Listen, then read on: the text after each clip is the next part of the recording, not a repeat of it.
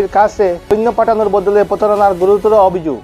হাইলাকান্দি থেকে পশ্চিমবঙ্গের most wanted অপরাধী অগপ নেতার পুত্র মাসুম আহমেদ ওরফে মাসুম চৌধুরীকে গ্রেফতার করল পশ্চিমবঙ্গ পুলিশ। পশ্চিমবঙ্গ পুলিশের শ্রীরামপুর থানার নথিভুক্ত হওয়া 658 নম্বর মামলার ভিত্তিতে গ্রেফতার করা হয়েছে হাইলাকান্দির বাসিন্দা মাসুম আহমেদকে। বিশেষ করে পশ্চিমবঙ্গের সুপারিশ সরবরাহের দায়িত্বে ছিলেন এই যুবক। তিনি অগ্রিম অর্থ নাকি সংগ্রহ করেছিলেন বলে অভিযোগ রয়েছে, কিন্তু অভিযোগে যে তিনি শ্রীরামপুরের এক ব্যবসায়ীর কাছ থেকে পণ্য পাঠানোর বদলে টাকা নিয়ে প্রতারণা করেছেন। এই প্রতারণার অভিযোগের ভিত্তিতে তার বিরুদ্ধে শ্রীরামপুর থানায় মামলা দায়ের করা হয়েছে।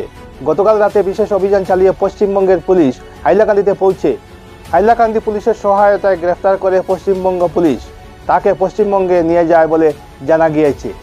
সম্পূর্ণ ঘটনা বলতে আমার যে মক্কেল, সেই মক্কেল হচ্ছে গিয়ে এইখানের একজন অধিবাসী, তার সাথে মোটামুটি একটা ব্যবসা সূত্রে তাকে কিছু পয়সা করি দেয় এবং তার কিছু মাল সেখানে দেওয়ার ব্যাপার ছিল। ঠিক আছে, সেই মাল সে দেয়ই না, উল্টে বলে যে হচ্ছে গিয়ে দেবো না, যা করার আছে করে নেয়।